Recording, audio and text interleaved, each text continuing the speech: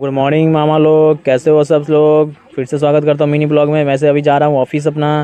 अभी पकड़ता हूँ रिक्शा, रिक्शे से पकड़ कर जाऊँगा भोजपुकुर, फिर वहाँ से ऑटो पकड़ने वाला हूँ और यहाँ से जा रहा हूँ ऑफिस। ऑफिस अभी हो गया कंप्लीट। अब जा रहा हूँ हाजरा, हाजरा से जाऊँगा कोर्ट।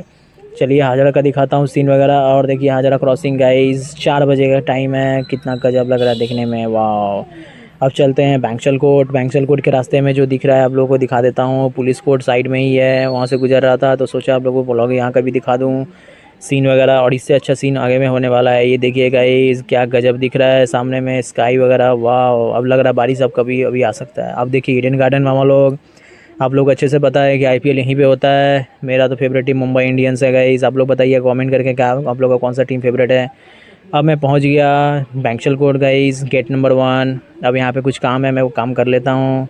इसी के साथ आज का ब्लॉग यहीं पे ख़त्म होता है। चलो गाइस, टाटा बाय बाय।